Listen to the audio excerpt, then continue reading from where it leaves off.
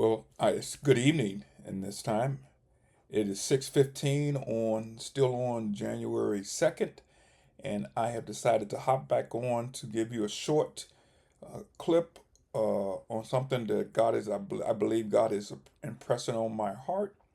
I'm going to entitle it Fake News Number 3, Stinkin Thinkin, Allowing the Other Side to Control the Narrative. This is a polemic directly to my fellow evangelicals. Let's talk about it.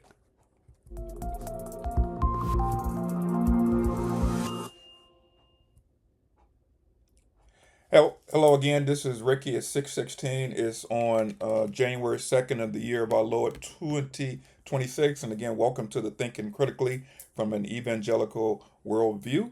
I encourage you to subscribe, like, hit that notification button, join the Thinking Critically family. I wanted to talk about fake news. And the fake news is we as evangelicals are allowing the other side to control the narrative. We accept the moniker pro-life, and if there is an other side, and there is, then it should be an antithesis of pro-life. And so, what would be an antithesis? What would be an appropriate antithesis of pro-life? It would be pro-death. Or you could say that we're anti-abortion. Well, again, what would be the antithesis? Well, it would be pro-abortion. But we have allowed Satan to use a euphemism where people allow themselves to feel comfortable in their theological, in their moral position, to call themselves pro-choice, as if when a woman and a couple decides to have a baby, that they haven't made a choice. Everybody's making a choice.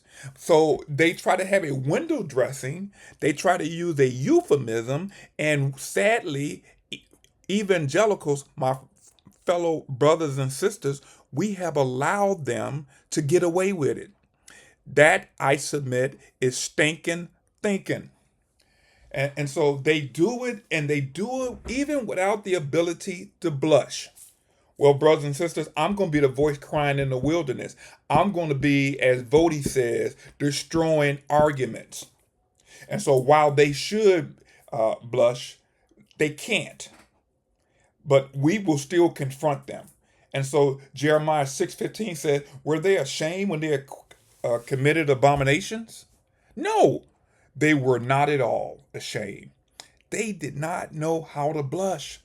Therefore, they shall fall amongst those who fall at the time that I will punish them. See, God has a time, and it's clearly not yet. And so, hey, my brothers and sisters, those of you who think you're safe by hiding behind the moniker pro-choice, there's still mercy, there's still grace, but there's going to come a time that the Lord's going to return, and I guarantee you, he says his reward is with him, and his judgment, his wrath will be with him when he comes as Lord and King of Kings. And then he says, they shall be overthrown. I want you to listen closely to this 7-minute clip that features Raphael Warnock. I know I covered him the other day, but again, I believe that this is a timely message, because he brags on the fact that he regards himself as a pro-choice pastor. I got a tip from my sister girl Pam that I should not interrupt, and so I'm going to let you listen to this unfettered for 7 minutes. Well, 5 current members of Congress are ordained ministers, 3 in the House, 2 in the Senate. Democratic Senator Raphael Warnock is one of them. He goes back to Atlanta every Sunday to preach at his historic church. Matt Galka traveled to Georgia to talk to the pastor and senator about how his faith influences his politics. It's Easter Sunday at Ebenezer Baptist Church in Atlanta. These same pews bore witness to sermons by Martin Luther King Jr. as he led the civil rights movement. Still to fight on. The church is close to politics once again, as the senior pastor of Ebenezer is also Georgia's junior senator. We will certainly be united with him in a resurrection like his. From the pulpit to the plow fields of rural Georgia, Raphael Warnock is attempting to balance his first full term in the Senate. Someone might ask, why would a preacher get involved in something as messy as politics? I'm a patriot. I love America. Only in America is my story possible. You're looking at a kid who grew up in public housing. I serve in the United States Senate. Warnock is battle-tested. His recent re-election victory over opponent Herschel Walker needed a special runoff election to decide the outcome. It was the second time Warnock won under the circumstances in the past two election cycles. He won a special election in 2020 to become Georgia's first black senator and the first Democrat elected to represent the state in the Senate in 20 years. While the political victories raised his profile, government wasn't always part of the plan. I'm a Matthew 25 Christian. Inasmuch as you've done it unto the least of these, you've done it unto me. When you feed the hungry, when you clothe those who are naked, when you visit those who are sick and in prison. And so that's the work that I've tried to do as a pastor. And what I found out is that over time, my ministry at Ebenezer Baptist Church took me into the public square.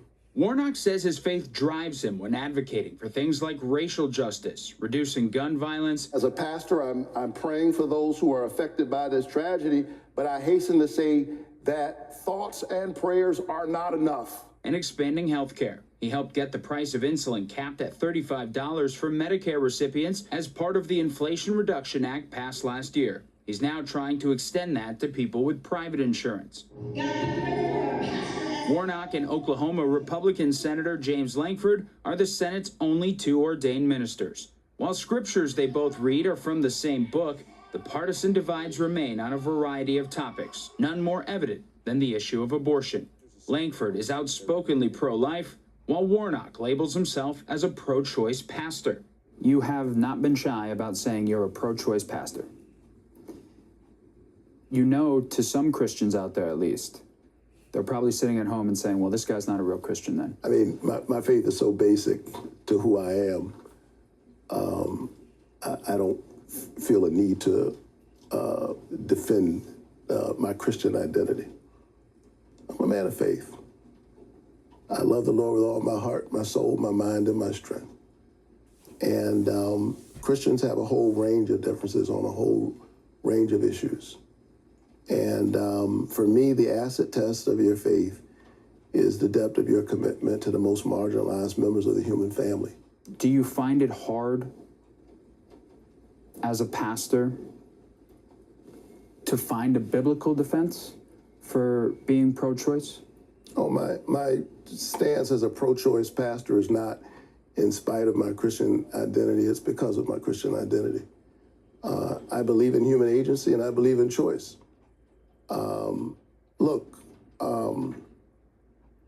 I have a deep reverence for life, profound reverence for life. And I have a respect for choice. To Warnock, having the freedom to choose also means the government should be supporting women and families faced with difficult decisions on unplanned pregnancies. He sponsored a bill with Senator Marco Rubio aimed at improving maternal mortality rates. He's advocated for expanding the child tax credit that aids low-income families. Senator Rubio and I don't agree on the reproductive choice question. But if the issue is life, what we both recognize is that this country's maternal mortality rate is criminally high. And it's something we can actually do something about. If a member of your congregation came up to you and said, well, Pastor, Senator, I like you a lot. I like what you have to say. But Psalm 139:16, I knew you before you were born. I just can't get with you on that pro-choice, pro-life debate. The question is, whose choice is it? And I still believe that a patient's room is too small and cramped a space for a woman, her doctor, and the United States government. And I think as we're seeing this debate play out right now, there is diversity on that point, even inside of the evangelical Christian community. Warnock has proven so far his brand of sermons and service can win in a new political battleground in Georgia. It's not too early for pundits to toss his name around when talking about future presidential candidates, but it is too early for him to consider it right now. So a pastor is in the Senate. Could a pastor be in the White House? I think so. Look, we need all kinds of people serving in all kinds of places. But right now, I'm focused on serving the people of Georgia, and I still, every few days, pinch myself. I can't believe I get to do this work. And I'm looking forward to serving the people of Georgia for a long time. In Atlanta, Georgia, Matt Galka, CBN News. That's an inside look at Senator Warnock, probably a look you're not going to see on any other TV program. I obviously disagree with him on pro-life.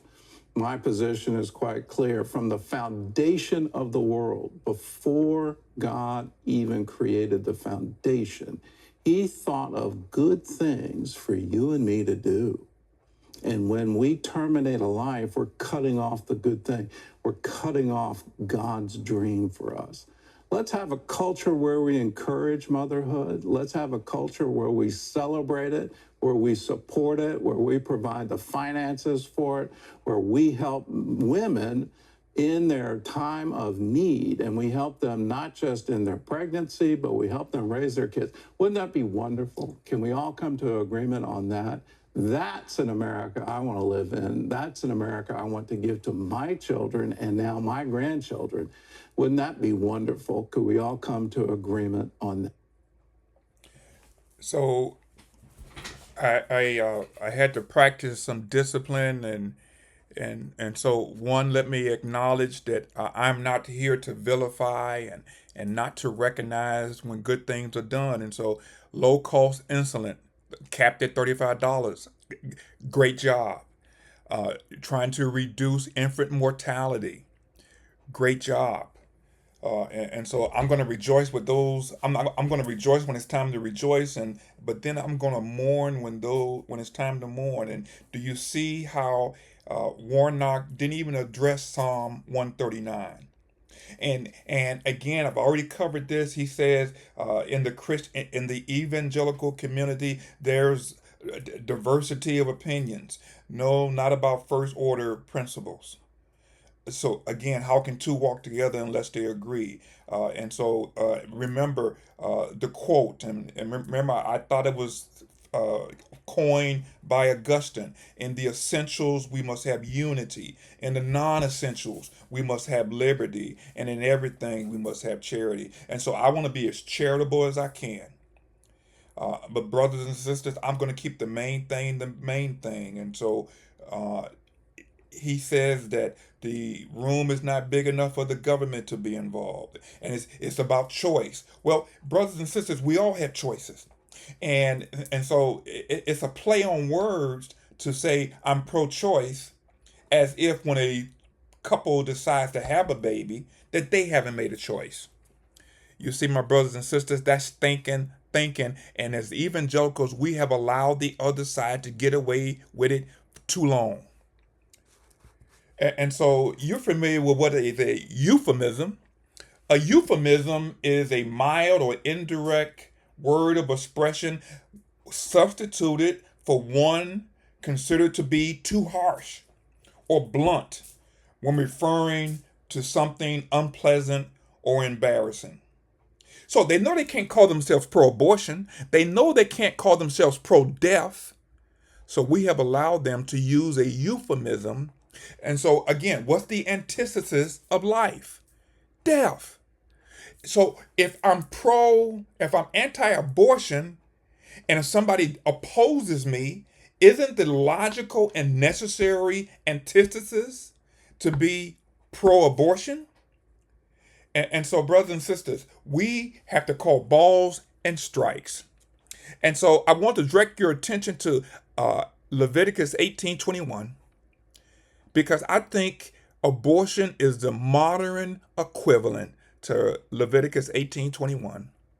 You should not give any of your children to offer them to Molech, and so profane the name of your God. I am the Lord. And so look at what Google AI has said about that question. I asked, well, I Googled, is there a connection to Leviticus 18:21 to abortion? And this is what they came up with. I shouldn't say they, this is what it came up with. The ideal that the meaning of pass through the fire to Molech is akin to abortion is a specific rhetorical and theological argument made by some conservative Christians. That would be Ricky Kyles Sr. The comparison is generally based on the following interpretations. So I think this is well reasoned. If you would disagree, tell me why. If you don't think that what we're doing in the 21st century is akin to passing children to the fire to the god Molech, it's not the Old Testament equivalent. Tell me why. And so why do we think that? Well, it's a sacrifice for adult benefit. Both practices are framed as a sacrifice of a child's life for the perceived benefit, comfort, or convenience of parents. Isn't that what you hear today? That it's upsetting that woman's lifestyle, that it's putting her at a unfair economical disadvantage. That if she's a lawyer and if she had to take 9 months off, or at least some months off, that puts her at a disadvantage to the male lawyer who at the firm never has to take time off. Yes, that does. But brothers and sisters, I don't determine nature. And this is the way God decreed it, that one gender would have the ability to reproduce life. And so it's also shedding innocent blood. Both are viewed as the shedding of innocent blood, which the Bible lists as the thing that God hates. And it's an immoral abomination. Proponents of this view equate modern abortion clinics with the ancient altars to Molech, seeing both as places where innocent life is ended. And so AI goes on to say the phrase pass through the fire to Molech refers to the ancient Canaanite practice of child sacrifice, which some religious viewpoints consider to be the modern equivalent of abortion. So, brothers and sisters, we are legalizing, giving legal sanction to a practice akin to Leviticus 18:21. Let me remind you again. You should not give any of your children to offer them to Molech, and so profane the name of your God. I am the Lord.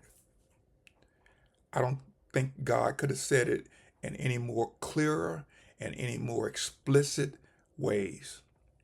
He abhors the practice of child sacrifice. And brothers and sisters, since Roe v. Wade, 63 million babies, 63 lives created in the image of God have been have been sacrificed at the altar. And Raphael Warnock wants to frame the conversation that it's a choice. Brothers and sisters, we don't have a choice. Not with impunity. We don't have a choice to offer our children to Molech and so profane the name of your God. I am the Lord. And so, brothers and sisters, that's why I continually come back to the same argument. America is under the judgment of Almighty God. We have given legal sanction to something that God abhorred in the Old Testament. You see African Americans, and I can name them: Jamal Bryant, Brian Brazier, Roland Martin, who was four, Roland Martin, Raphael Warnock, number 5. I know T.D. Jakes. Oh, yeah, number 5, Frederick D. Hayes. Number 6, T.D. Jakes.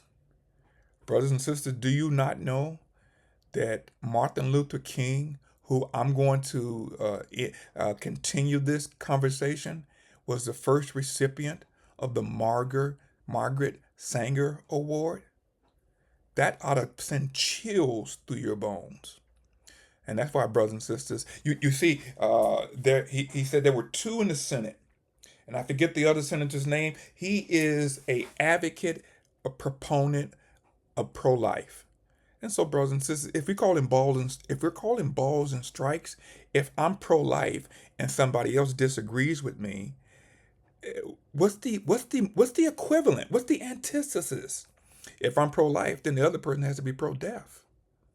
If I'm anti-abortion, then my opponent has to be pro-abortion.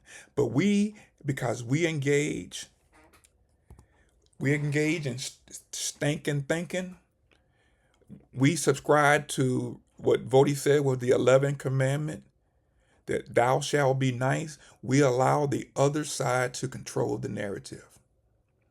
I like Matthew 5:37, and it says, and again, here I'm going to use the American Standard Version. I just didn't like the way the ESV coined it, but the ASV says, let your speech be yea, yea, nay, nay, and whatever is more than these is of the evil one. So Jesus is saying, don't speak with a forked tongue.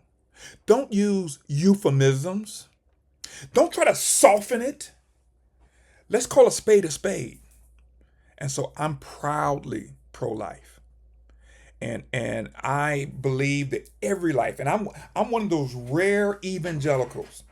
I do not believe abortion is acceptable under any conditions. Because the trope is, what about incest? What about rape? What about the threat to the life of the mother? That happens. Less than 1% of all abortions. 99% of abortions that take place are as a form of birth control. And so, brothers and sisters, even in the case of incest, you remember Warnock says he's for the most marginalized? Can you think of any more marginalized person than the child in the womb, who didn't ask to come into the world, who is helpless, growing in his mother's belly? I can't think of a more marginalized person. And what does the Bible tell us to do? To speak for those who cannot speak for themselves. But you see how Warnock tries to coin or frame the conversation? Oh, he's for the poor woman. He's a Matthew 25. Do unto others as as you would have. And that's not Matthew 25, but clothe the naked, visit those who are sick, feed those who are hungry. How about protecting the baby in the womb? And yeah, it's all about choice. And so I've been married, and I have my wife has been pregnant 3 times. And guess what? We've all had choice. And we chose life. So we're all choosing. And brothers and sisters, this is only to the regenerate. This is only to the redeemed. Those who are not born again won't even pay attention for 2 seconds. So I'm talking to you. We need to quit engaging in stinking thinking. We need to quit allowing the other side to control the narrative. Now, listen, we can't control what they call themselves, but we can refuse to call them what they're not. They're not pro-choice. They're pro-death. They're pro-abortion. And so from this point forward, when I engage the other side, I'm not going to allow them to control the narrative. And so I'm going to refer to them as they are. I'm going to let my yays be yay, and I'm going to let my nays be nay. And I'm going to call a duck. And so if you want to grow in your Christian apologetics, if you want to learn how to defend the faith, and again, this is one of those difficult questions. If you want to learn how to engage difficult questions, How do you engage with a person like Raphael Warnock, who is sophisticated? He has a PhD, and he's highly intelligent, and he's highly polished. But see, brothers and sisters, again, he's in an interview. I wouldn't have let him off the hook with the Psalms 139. We are fearfully and wonderfully made. And it goes on to say in that passage, I believe, before before he was formed in the womb. And that might be the Jeremiah passage, but he says, I knew thee. And so God sees the baby in the womb, the embryo, the fetus, whatever you want to call it. He sees them as a person. And we have legalized the slaughter of persons created in the Imago Dei. And the Imago Dei is nothing more than Latin for the image of God. So I invite you to subscribe to my channel. My goal is to help you think clearly and stand confidently from an unapologetic evangelical worldview. Let's hold their feet to the fire. Let's not let them control the narrative. Raphael Warnock is not pro-choice. He's pro-death. He's pro-abortion. And that's what I will regard him as, and for all those who hold to a pagan, God-hating, death and inviting philosophy that finds its source from the very pit of hell. Until the next time, Lord willing, we'll deal with T.D. Jakes tomorrow, and then we'll move on to Dr. Martin Luther King. I'm so excited. I've already started putting the pieces together. Someone has always tried to call me out and say that I'm bearing false witness. And brothers and sisters, I would not spend this time and I would not put in this effort to bear false witness against another person, because that is a gross sin. And brothers and sisters, I'm here to help. It's something my mom used to always say. She used to tell us, if I can't help you, I don't want to hurt you. And so, brothers and sisters, I'm here to help you think clearly and stand confidently. But we got to stand on truth. The Bible does not say to lovingly speak the truth. It tells us to speak the truth in love. And brothers and sisters, those two expressions have a world of difference. I'm not here to be loving. Now, I'm not here to be a jerk, but I'm not here to be loving. I'm here to be truthful. And hopefully I'm saying it, one, because it's true, and two, I'm saying it for the right reasons. The right reasons are there are people that I know and love, as well as you, who think they're saved and not, who are, I can think of right now one individual, she even wrote to me that I'm a pro-choice evangelical. Well, she didn't say evangelical. She said, I'm a pro-choice Christian. She said that with full chest. She said that without the ability to blink. And brothers and sisters, again, I'll let God determine if Raphael Warnock is saved. I'll let God determine whether that person who said that is saved. I'll let God determine the person who told me today he didn't believe in the Trinity. I'll let God determine that. My job is just to call balls and strikes. And my job is to help you not to be a person guilty of stinking thinking. Have I made the case? Let me know in the comments. Give me some feedback. God bless.